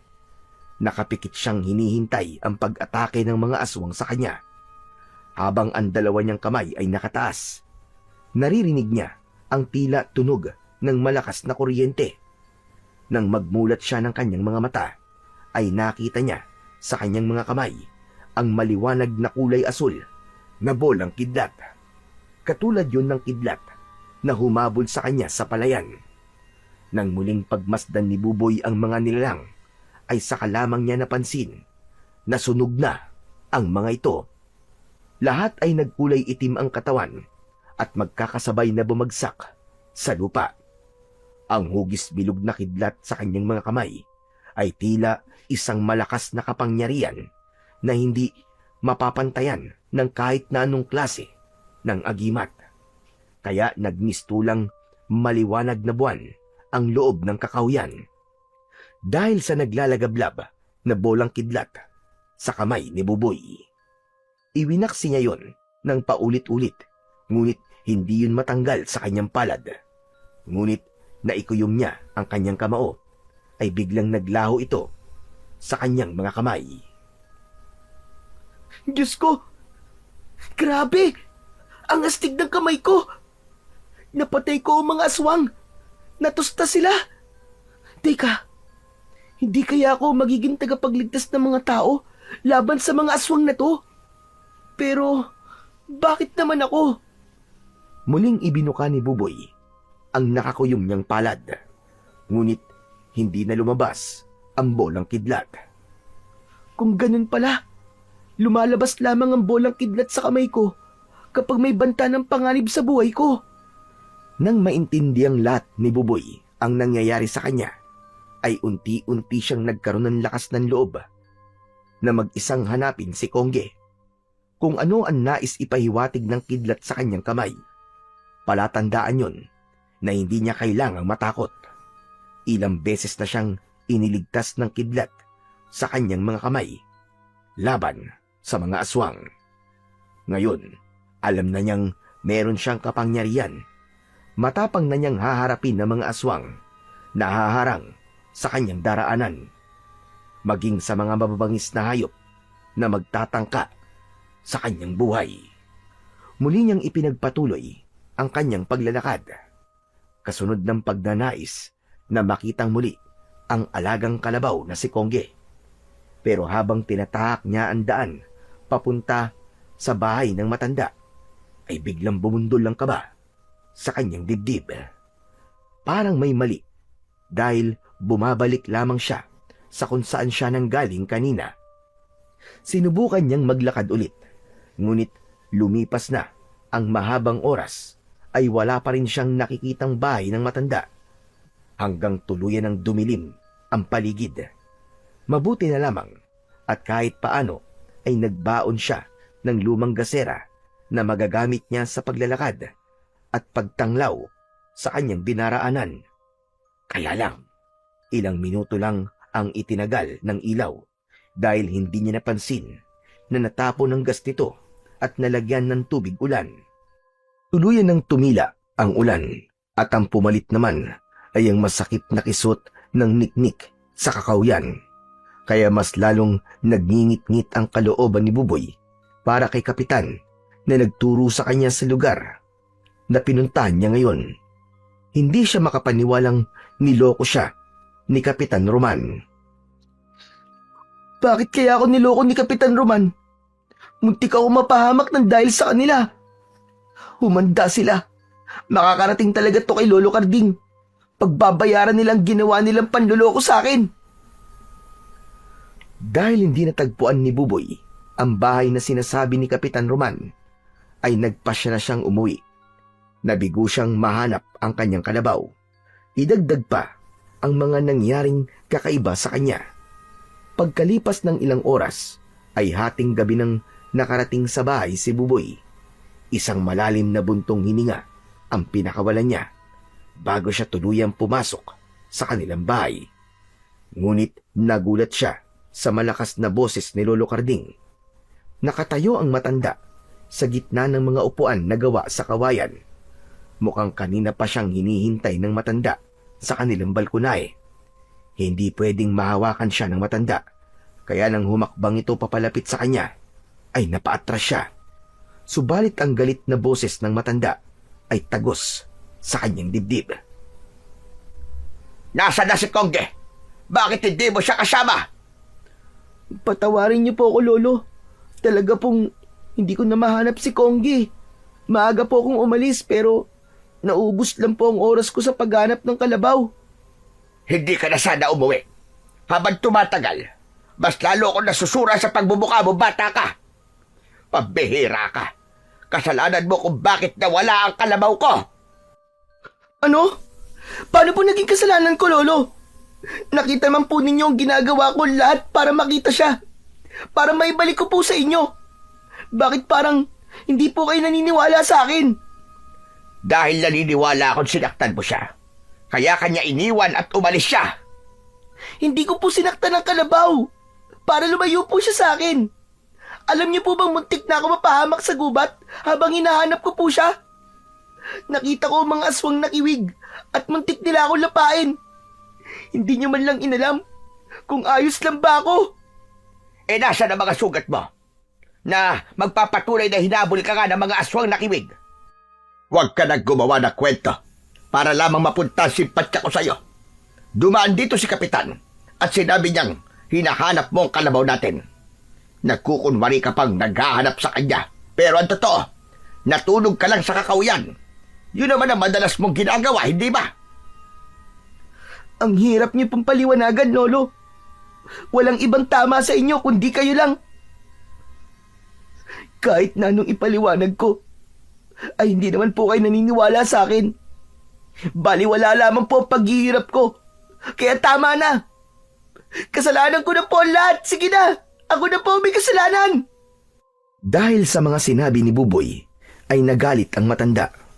Dumampot ito ng patpat sa gilid ng pinto at tangkasan ng ihahampas sa kanyang katawan. Subalit malakas siyang sumigaw habang nakataas at nakaharang ang kanyang mga kamay. Lolo, tama na po! Tama na po! Huwag niyo pong gagawin yan. Nakikiusap po ako sa inyo, Lo. Tama na! Naramdaman ni Buboy ang pag-iinit ng kanyang palad. Tila lalabas ang kuryenteng nasa kamay niya, kaya maagat niyang ikinuyom ang kanyang kamao at lumayo ng ilang dipa sa matanda. Pero sinugod siya nito at iwinasiwas ang patpat sa ere para hagipin siya ng palo. Mabuti na lang at nagawa niya yung maiwasan. Walang tumama sa kanyang katawan, ni dulo ng daliri ng matanda ay hindi niya hinayaang lumapat sa kanyang katawan. Lolo, nakikiusap po ako sa inyo. Parang awa niyo na po. Huwag na wag po kayong hahawak at huwag niyo rin po akong papaluin. Mahal na mahal ko po kayo. Bakit niyo po ba ito ginagawa sa akin? Gaano po ba kalaki ang nagawa kong kasalanan? At kailangan niyo po akong saktan. Dahil matigas ang ulo mo. Hindi ko matanggap na lumaki ka ng ganyan. Sana hindi na lang kita binuhay. Kasalanan ko talaga. Kinuha pa kita para alagaan. Alam mong mahalaga sa akin ang kalabaw na yon. Pero bakit pinabayaan mo? Kahit na ano pong sabihin niyo, Lo, hindi ko pa rin po naiintindihan kung bakit sobra po ang pag-aalala niyo sa kalabaw na yon. Ang hayop po napapalitan pero ang tao, ako na apo niyo. Kahit na kailan ay walang kapalit. Nag-iisa lang po ako. Saka, bakit po ba pinagsisisihan yung inilagaan niyo ako? Apo niyo po ba talaga ako? Tila natigilan ang matanda dahil sa tanong ni Buboy. Ngunit agad din na nakabawi at nagwala sa loob ng sala. Naiiyak na pinapanood ni Buboy kung paanong sinira ng matanda ang mga bangko. May ilang piraso pa ng kahoy na natanggal at tumama sa binti ni Buboy. Bumulwak ang dugo sa kanyang binti, ngunit nagulat siya nang makitang naghilom kagad yun. Agad niyang pinunasan ng dugong umaagos sa kanyang binti. Habang nagwawala pa rin si Lolo Carding. Lolo, tama na po. Sige po, kasalanan ko na po. Patawarin niyo po ako. Hanapin ko po si Kongge. Patawad po talaga, tama na po. Napasalampak ng upo sa sahig si Lolo Carding at napahagulgul ng iyak habang pinupunasan ang mga dugong umaagos sa kamay nito. Pinagmamasdan ni Buboy si Lolo Carding. Para bang may naramdaman siyang bigat sa dibdib nito. Punong-puno ng emosyon na tila pagod na ito sa buhay. Walang tigil sa pagtaas at pagbaba ng balikat habang humahagulgul ng iyak. Narinig ni Buboy ang paos na boses ng matanda. Wala akong kasalanan. Pero naghihirap ako na dahil sa'yo. Naalala ko ang sakit. Sa tuwing nakikita kita, nagdudusa ako sa kasalanang hindi ko naman ginawa. Pero kahit kailan, hindi ako binigyan ng pagkakataon para magpaliwanag. Diyos ko, hindi ko to kagustuhan. Bakit kailangan kong pagdaanan ito? Lolo, ano po ba sinasabi nyo? Bakit po ba kayo nagkakaganyan? Nagiging magagalitin na po kayo. Magmula po nang mawala si Kongge. Kasalanan mo to, Buboy. Pero sa tuwing sinisisi kita, nakikita ko ang sarili ko sa'yo. Tama na po, Lolo. Wala po akong naiintindihan sa mga sinasabi nyo. Balang araw, maiintindihan mo rin ang sinasabi ko. Kamumuhian mo ko at sisisihin sa kasalanang hindi ko naman ginawa. Nagkataon lamang na nandun ako. Wala akong alam. Diyos ko, pagod na ako. Kung minsan mas gusto ko na lamang na mamatay at hindi na magsikap para mabuhay. Dahil sa tingin ko, hindi ko na talaga kaya. Suko na ako. Lolo, wag niyo po sabihin yan. Patawarin niyo na po ako. Kung dahil sa akin nawala po ang kalabaw niyo. Tila libu-libong kutsilyo ang tumama sa puso ni Buboy nang marinig niya ang sinabi ng matanda. Ramdam na ramdam niya ang bigat ng pinagdadaanan nito. Gusto niya itong yakapin at sabihin na palagi lamang siyang nasa likod nito. Ngunit unti-unti nang lumalayo ang loob nito sa kanya. Nang dahil yon sa pagkawala ng alaga nilang kalabaw na si Kongge, biglang tumayo si Lolo Carding. Hindi inaasahan ni Buboy ang sumunod na ginawa ng matanda. Huli na para pigilan at iwasan itong mahawakan siya. Naramdaman ni Buboy ang palad ng matanda sa kanyang balikat. Nakita niya ang pagkislap ng liwanag sa kanyang balat. Ganon din ang paglitaw ng kidlat sa kamay ni Buboy. Tumalsik si Lolo Carding at bumagsak ito sa sahig, malapit sa may pintuan. Binalot ng takot at pag-aalala ang anyo ni Buboy. Hindi siya makalapit sa matanda. Napansin niyang napaso ang kamay ng matanda nang mahawakan siya. Lolo! Diyos ko! Hindi ko po sinasadya! Patawarin niyo po ako! Hindi kagad nakabangon si Lolo Carding. Hindi niya ito malapitan para alalayang makaupo dahil takot na takot siyang masaktan ulit ito. Rinig na rinig pa rin ni Buboy ang tunog ng tila nasusunog na kuryente sa kanyang palad. Biglang lumitaw ang kulay asul na liwanag sa malabolang kidlat sa kanyang kamay. Nanlalaki ang mga mata ni Lolo Carding. Gulat na gulat itong napatayo at napatingin sa muka ni Buboy. Sumiksik ito sa dingding na tila biglang natakot sa kanyang mga kamay. Anong ibig sabihin ng liwanag na yan, Buboy? Bakit meron bolang kidlat sa kamay mo? Hindi ko nga po alam, Lolo, kung ano po ito. Basta na lang po ako nagkaroon ng ganitong kuryente sa kamay nang tamaan po ako ng hugis bilog na kidlat. Anong sabi mo? Lo, aaminin ko na po. Ito po ang dahilan kung bakit tumakbo po papalayo sa akin si Kongge. Patawarin niyo po ako, Lo. Binala ko pong ilihim sa inyo ang nangyayari sa akin. Nang dahil po sa kakayahan kong to, napatay ko po ang mga aswang na kiwig na umatake po sa akin dun sa kagubatan. Lo, hindi ko na po alam ang gagawin ko. Tulungan niyo po ako. Hindi nakatanggap ng tugon si Buboy mula kay Lolo Carding na natulala sa liwanag na nakikita sa kanyang mga kamay. Ikinuyom ni Buboy ang kanyang kamao at naglaho ng tuluyan ang liwanag sa kanyang palad. Ngunit si Lolo Carding ay bumakas sa muka ang matinding takot at pag-aalala. Humakbang ang matanda patras habang hindi inaalis ang paningin sa muka ni Buboy. Lumayas ka! Isa kang banta sa buhay ko! Muntik mo na ako mapatay! Isa kang halimaw! Tila paulit-ulit na narinig ni Buboy ang mga salitang binitiwan ng matanda para sa kanya. Pumatak ang masaganang luha sa kanyang mga mata. Bumakas ang galit sa kanyang muka. Hindi po ako halimaw! Hindi po ako halimaw! Dala ng bugso ng damdamin, kahit madilim ang paligid, ay tumakbo palabas ng bahay si Buboy. Parang pinipiga ang puso niya sa masasakit na salitang narinig mula sa kanyang lolo. Akala niya tutulungan siya nito, pero nagkamali siya. Walang tatanggap sa kanya dahil sa kidlat na nasa katawan niya. Habang tinatahak ni Buboy ang daan papunta sa kakawyan, tila nagkaroon ng kulay asul na liwanag ang buo niyang katawan. Maliraw rin niyang nakikita ang daan. Pati ang pilapil sa palayan ay halos masira sa bigat ng hakbang ng kanyang mga paa. Patuloy siyang sumisigaw na hindi siya halimaw. Galit na galit siya. Pakiramdam niya, para na siyang bolang kidlat na tumatakbo, na walang tiyak, na patutunguhan. Habang tumatakbo, ay panay rin ang kanyang lingon sa hulihan ng kanyang daan.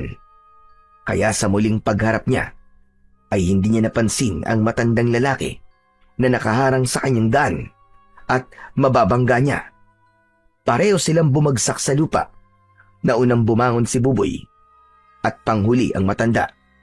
Gusto sana niya itong tulungan, ngunit baka matulad lamang ito kay Lolo Carding. Abay, pambihira ka naman, bata ka! Bakit hindi ka naman tumitingin sa dinaraanan mo? Nadamay tuloy ako. Tingnan mo. Sandali. Saan nga ba tumalsik ang tungkod ko? Yumuko ang hindi pa niya nakikilalang matanda. Mahaba ang buhok at balbas nito.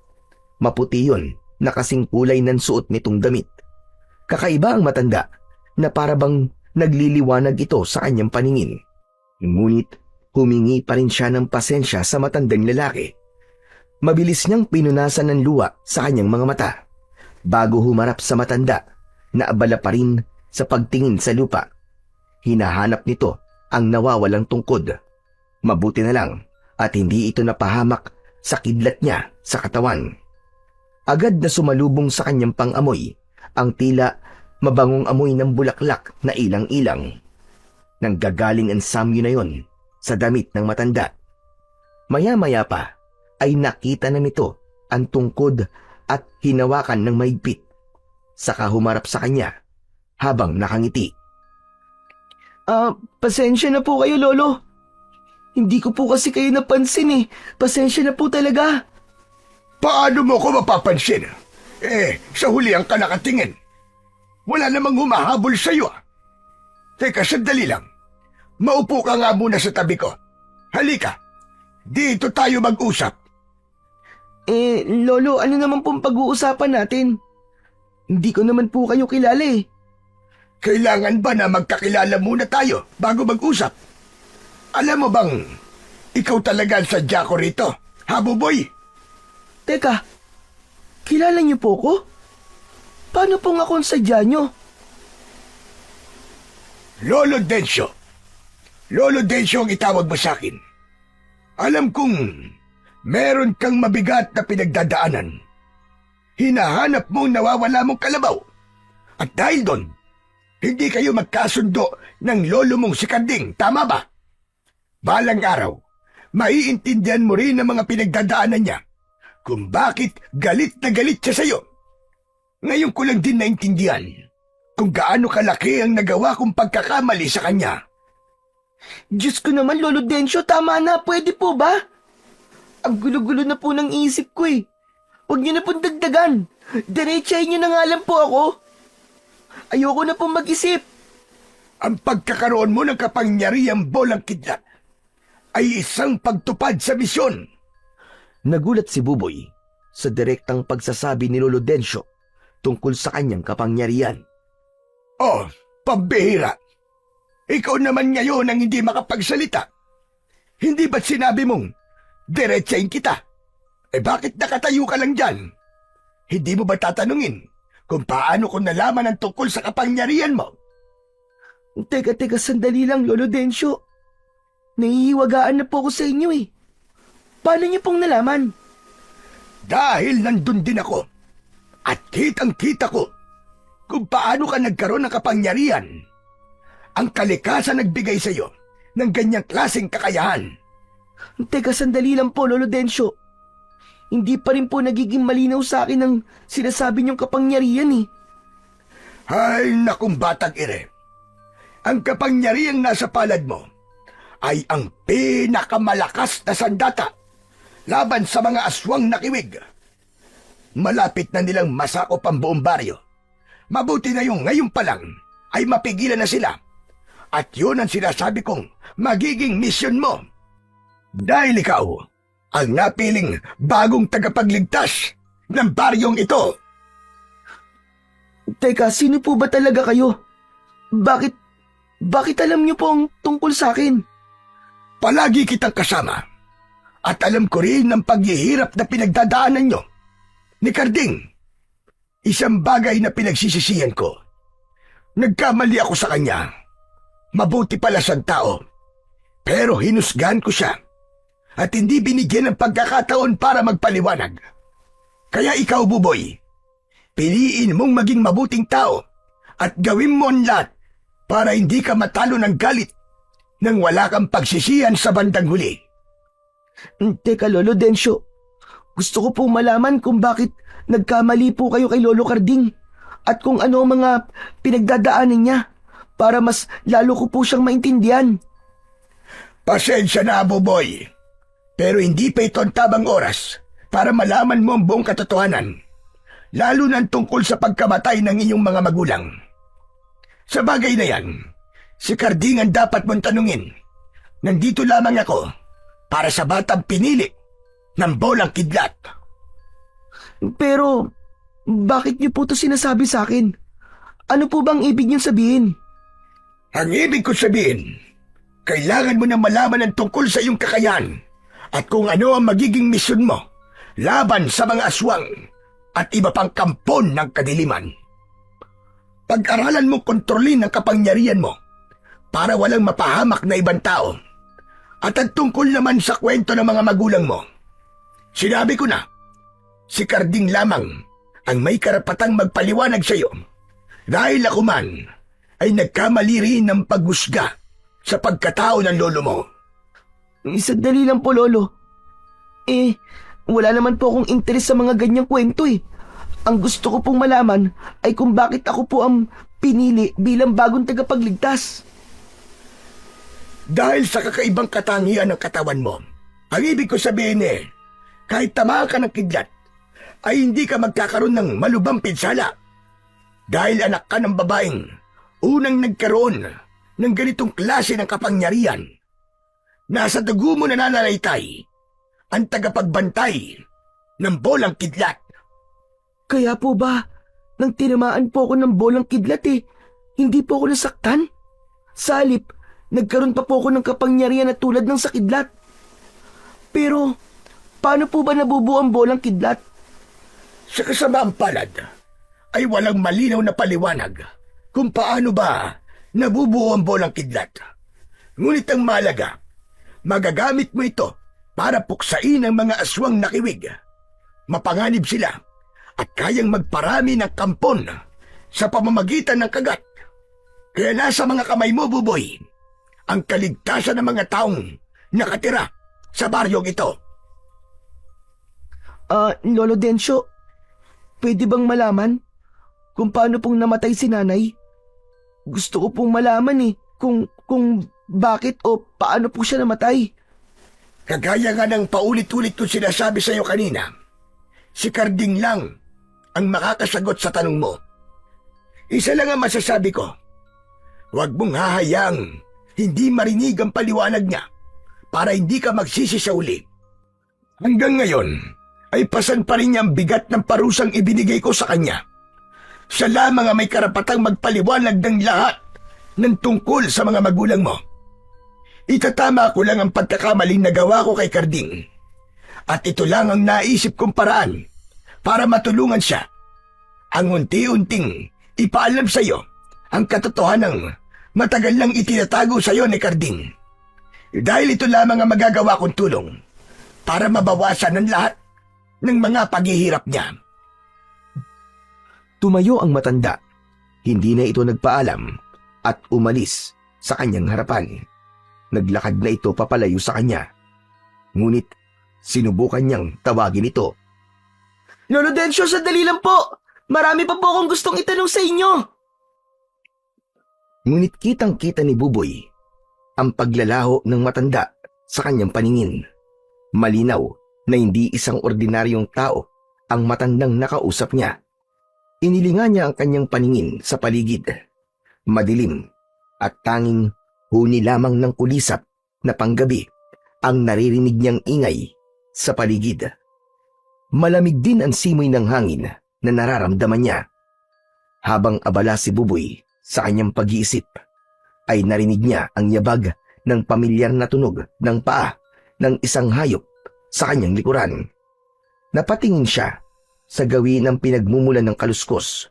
Ganun na lamang ang panlalaki ng kanyang mga mata nang makita niya si Kongge. Naglalakad ito papalapit sa kanyang kinaroroonan, kasunod ng isang nilalang na may nakakatakot na itsura. Ngunit bigla itong nawala na tila ba umaaligid sa kanila ni Kongge. Kongge! Bilisan mo! Diyos ko, maraming salamat at bumalik ka na. Kaya lang, may kasama kang nilalang. Kala ni Buboy ay nag-iisa lamang ang aswang na nakita niya. Ngunit nagkamali siya. Hindi niya hinawakan si Kongge. Sa halip ay pumwesto siya sa unahan ng kalabaw. Natitiyak niyang balak ng mga aswang na atakihin ang kanyang alaga para kainin. Maya-maya pa ay tumambad sa kanyang paningin ang halos 20 nilalang na nakatayo sa kanyang harapan. Umaangil ang mga ito na tila ba nagbabagang apoy ang mga mata. Isang malaking pagkakamali ang magpakita kayo sa akin. Ito na ang magiging katapusan nyo. Tutustahin ko kayo. Matapang na banta ni Buboy sa mga nilalang na nakatayo sa kanyang harapan. Umaangil ang mga ito na tila ba sabik sa laman ng tao at ginutom sa loob ng mahabang panahon. Tumutulo ang malapot nitong laway na may kasama pandugo. Habang ang mga kuko sa daliri ay nakaturo sa lupa, indikasyong handa na ang mga ito para umatake. Ngunit nang lumitaw ang malabolang kidlat sa kamay ni Buboy, biglang napaatras sa mga ito at biglang nagsalita ang pinuno ng mga aswang na kiwig. Kung ganun, ikaw pala ang pumatay sa mga tauhan ko. Magbabayad ka, bata ka. Ikaw na rin ang humukay sa libingan mo. Libingan nyo ang hinukay ko. Dahil kayo ang ibabaon ko. Matapang ka. Kung ganun, magpaunahan na lamang tayo sa pagpunta sa impyerno. Hindi ako maaaring magkamali. Kilala kita. Papatayin ko ang kaisa-isang taong mahalaga sa'yo. Bumundol ang kaba sa dibdib ni Buboy nang marinig niya ang sinabi ng pinuno ng mga aswang. Hindi niya hahayaang mapahamak ang kanyang lolo Karding. Si Buboy na mismo ang unang sumugod sa mga ito. Ngunit nagulat siya nang makita ang pagbabagong anyo ng mga nilalang. Naging isang malaking pusa ang mga ito na halos kasinlaki ng tigre. Tila nagkaroon ng ideya si Buboy kung paano niyang gagamitin ang kanyang kapangyarihan. Mabilis niyang inipon ang kanyang lakas. Lumitaw ang malabolang kidlat sa kanyang palad. Naglalagablab yun dahil sa malakas na liwanag ng kuryente. Sa pagtulak niya sa hangin gamit ang palad, lumipad ang mga bolang kidlat. Sunod-sunod ang paglitaw ng mga bolang kidlat sa kanyang palad at pinuntirya ang mga kalaban. Kahit saan magpunta ang mga aswang, ay hinahabol ang mga ito ng lumulutang na bolang kidlat. Napuno ng maingay na tunog sa paligid mula sa nasusunog na katawan ng mga aswang. Biglang tinalon ng pinuno ng aswang si Buboy. Kinalmot siya nito sa dibdib, ngunit napaso ito at bumagsak sa lupa. Akma na sanang magpapalabas ulit ng bolang kidlat si Buboy nang biglang nakatakbo ang pinuno ng mga aswang nang dahil sa labis na takot. Naglaho ito sa madilim na bahagi ng kakawyan.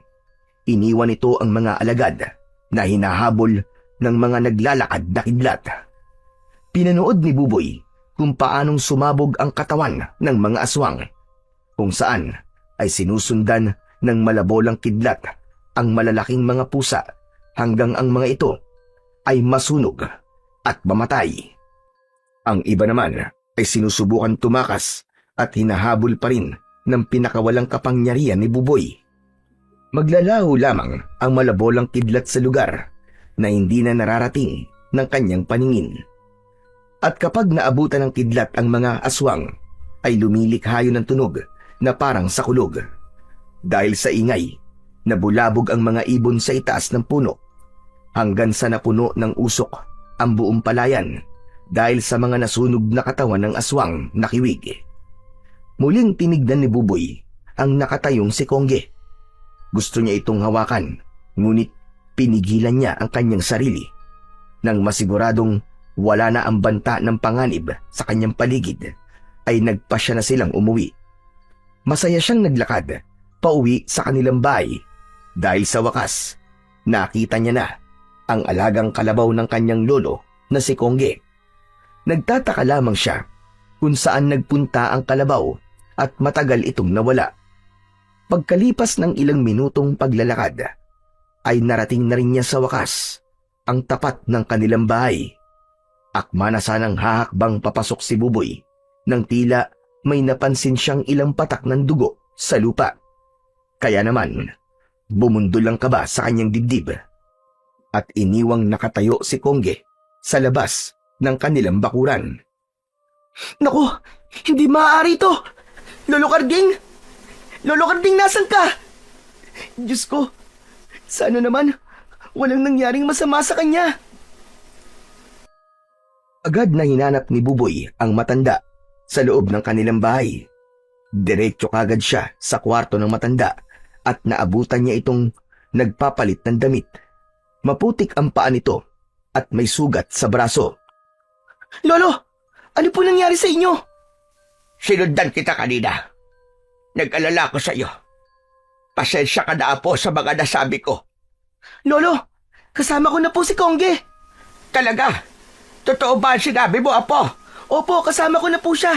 Nasa labas po siya ng bahay natin. Dala ng labis na tuwa, ay mabilis na tumakbo si Lolo Karding sa labas ng kanilang bahay. Halos maluwa ang matanda nang makita ang alaga nitong kalabaw at pinakamamahal niyang si Kongge. Mahigpit nitong niyakap ang kalabaw. Saan ka ba nagpunta, ha, Kongge? Pinag-alala mo naman ako. Dahil sa muling pagbabalik ni Buboy sa kalabaw, nagbalik din ang sigla ni Lolo Karding.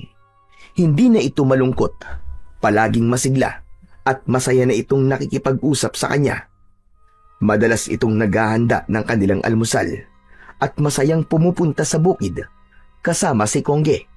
Pero kahit kailan ay hindi nila pinag-usapan ang tungkol sa kanyang kapangyarihan. Bagamat nalaman ito kung paano niya natalo ang mga aswang na umatake sa kanya, ay naramdaman naman niya na umiiwas ang matanda na magtanong siya. May mga sandali na gusto niyang magtanong kay Lolo Karding ng tungkol sa totoong nangyari sa kanyang ina. Subalit natatakot siyang baka malaman niya ang katotohanan, ay labis naman siyang masaktan. Sa ilang araw na lumipas, niyanig ng isang masamang balita ang buong baryo. Natagpuan ang maraming biktima ng aswang sa Kakahuyan. Wakwak ang tiyan at nawawala ang lamang loob ng mga biktima. Walang patawad ang mga aswang nakiwig, maging ang kalabaw na alaga ng mga taong magsasaka ay hindi nakaligtas sa bagsik ng mga aswang na yon. Ngunit ang masama nito ay kay Buboy ibinibintang ang pagkamatay ng mga tao. Sa pangunguna ni Kapitan, sumugod ang taong bayan sa bahay ni Lolo Karding at Buboy. Dinig na dinig nila ang malakas na sigaw ng mga tao. Lumiwanag ang mga sulo sa madilim na paligid ng kanilang bakuran habang isinisigaw ang mga paratang sa kanila. Sinasabi ng mga ito na aswang silang dalawa ni Lolo Karding. Patayin ang mga aswang! Si Lolo Karding ang pumatay sa mga alaga niyong kalabaw. At aswang din ang apo niya. Sige, patayin ang mga yan! Walang katotohanan ng mga ibinibintang nyo sa amin ng apo ko, Kapitan. Bakit nyo ito ginagawa? Hala, sige. Magsilayas kayo sa loob ng aking bakuran. Hindi kami mga aswang. Hindi! Isa kang aswang, Tatay Karding. Nakita ka mismo ng mga tanod ko. Kaya wag ka nang tumanggi. Tila naramdaman ni Buboy ang bigat at pagkalito sa kilos ni Lolo Karding habang nakatingin ito sa nagkakagulong mga tao. Biglang sinugod ng taong bayan si Lolo Karding habang si Buboy naman ay matapang na humarap sa mga tao. Nakakuyom ang kanyang palad upang pigilan ang paglabas ng kanyang kapangyarihan.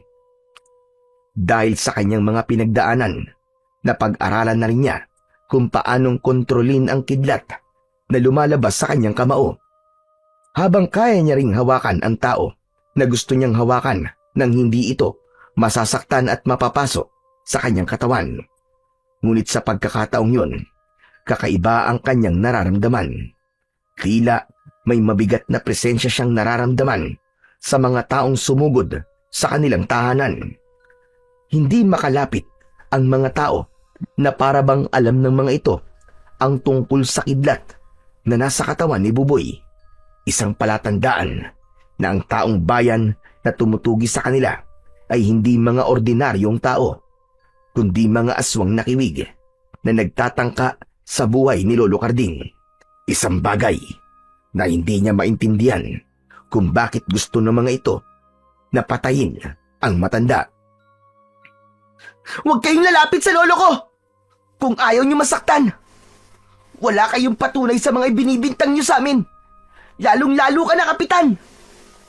Hindi ko pa rin nakakalimutan ang ginawa niyo sa akin. Niligaw niyo ako sa kakauyan sa sinabi niyong pinagdalan kay Kongge. Akala mo ba, hindi ko malalaman kung bakit niyo yung ginawa? Para ipakain ako sa mga alagad niyo. Ano ka mo? Ano sinabi mo? Huwag na po kayo magmaang-maangan. Walang totoong tao rito. Dahil lahat po kayo ay aswang. Ginawa niyo po ito para makalapit sa amin ni Lolo. Hindi ba't kayo ang pinuno ng aswang na nagbanta sa buhay ng lolo ko?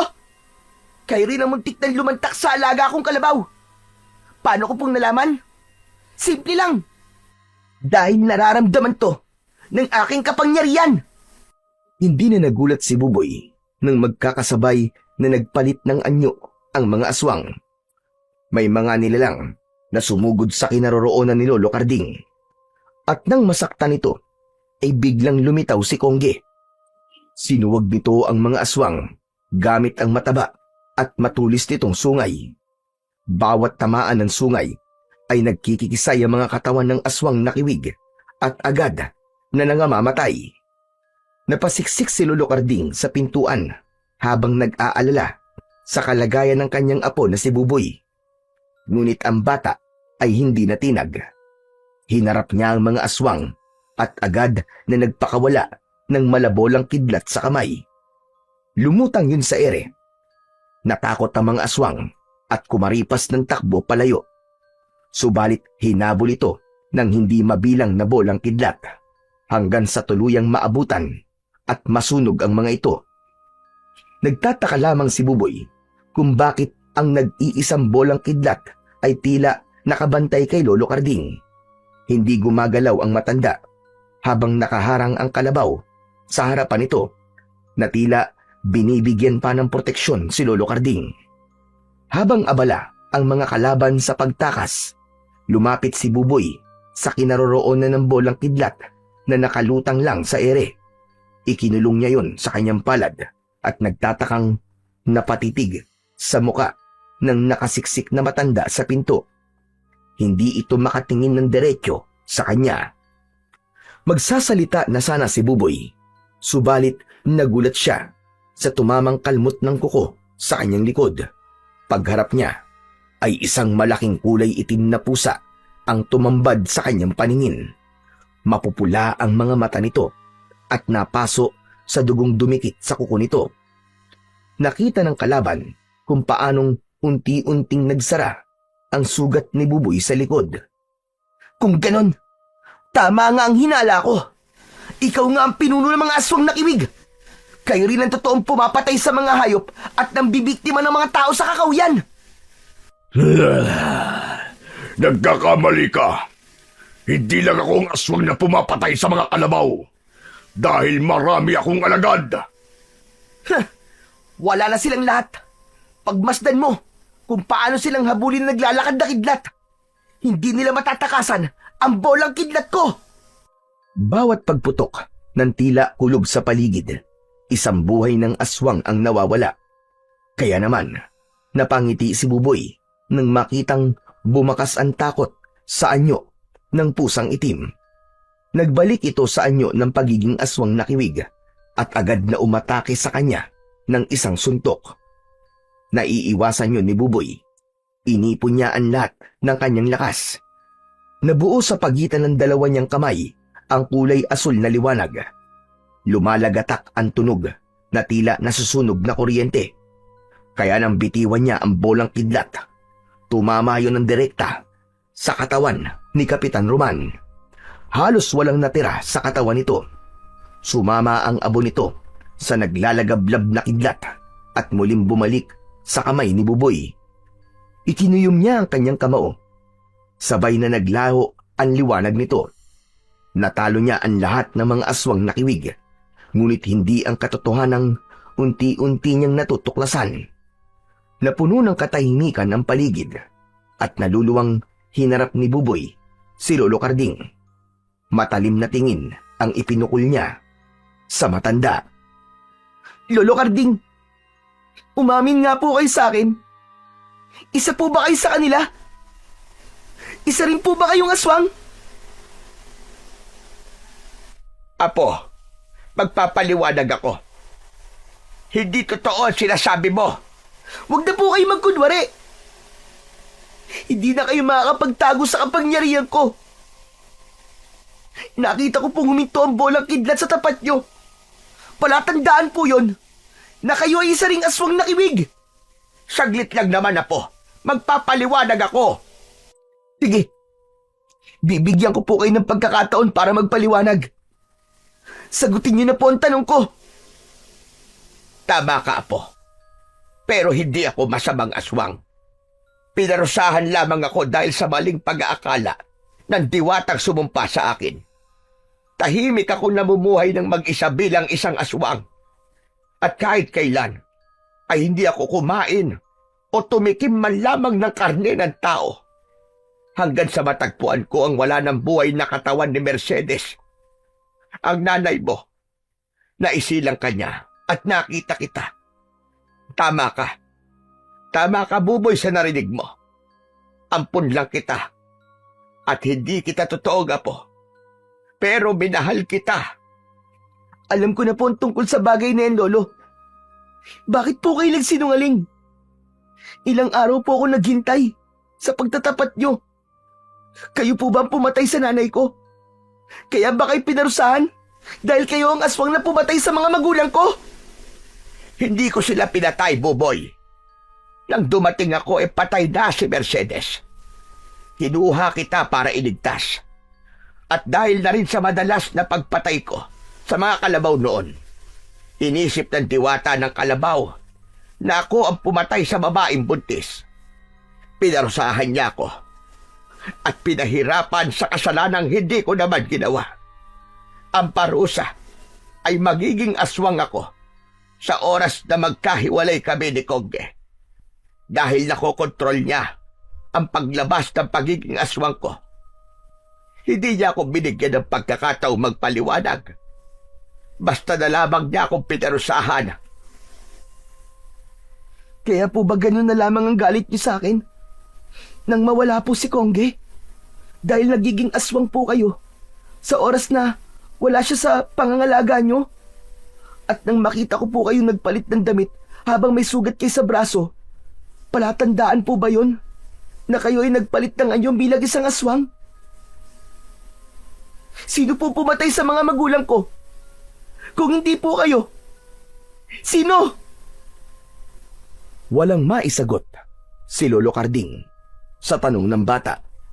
Biglang lumiwanag ang paligid. Lumitaw yon sa katawan ni Kongge. Halos manlaki ang kanilang mga mata nang makita ang paglitaw ng isang matandang lalaki. Si Kongge at Lolo Densyo ay iisa. Si Lolo Densyo ang diwatang sumumpa at nagbigay ng parusa kay Lolo Carding. Hindi makapaniwala si Lolo Carding. Kaya pala kailangan nilang magsama dahil ito ang diwatang nagbigay ng parusa sa matanda. Lolo Densyo! Isa kayong diwata! Kayo po si Kongge! Kaya pala, alam niyo ang tungkol sa kapangyarihan ko. Pero, paano pong nangyari yun? Dahil tungkulin kong bantayan ang lolo mo, Buboy. At nalaman kong mabuti siyang nilalang na kahit aswang siya, ay may karapatan din siyang mabuhay. Isang bagay na nagpaintindi sa akin sa aking pagkakamali.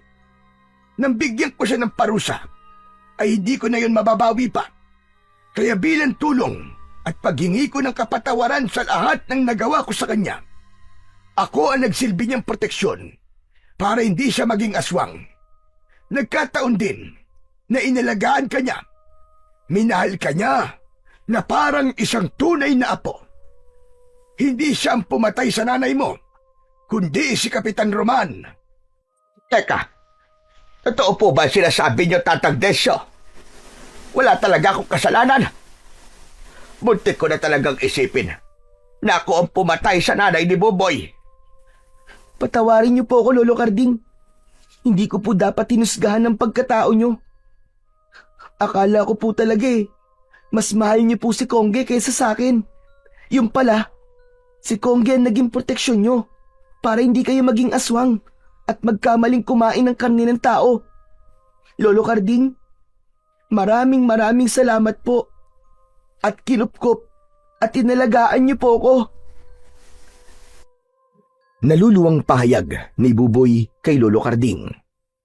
Mahigpit silang nagyakap nang walang pag-aalangang masasaktan niya ang matanda dahil kaya niya nang makontrol ang kanyang kapangyarihang kidlat. Nagtagumpay si Buboy kasabay ng pagkawala ng sumpang parusa ni Lolo Densyo kay Lolo Carding. Halos maluha ang matanda nang sa wakas ay nakalaya na ito sa parusa. Si Lolo Densyo naman ay muling bumalik sa dati nitong anyo bilang isang kalabaw. Magmula ng gabing yon ay hindi na natatakot si Buboy sa tunog ng kulog at kidlat. Bumalik din ang katahimikan sa baryo ng Sandante. Naging mas mapagmahal sa mga hayop si Buboy at mas lalo siyang minahal ni Lolo Carding. Mali ang husgahan ng isang tao kung hindi mo naman nakita kung ano ang kasalanan niya. Sa halip, bigyan ng pagkakataon ang taong nagkasala para magpaliwanag at ipagtanggol ang sarili niya. Ano man ang kapangyarihang tinataglay ng isang tao, gaano man ito kalakas na kayang pumatay ng mga aswang, iisa pa rin ng malakas na sandata laban sa kasamaan. Yun ay ang pananalig sa Diyos na kailanman ay hindi mananalo ang kasamaan laban sa puwersa ng kabutihan.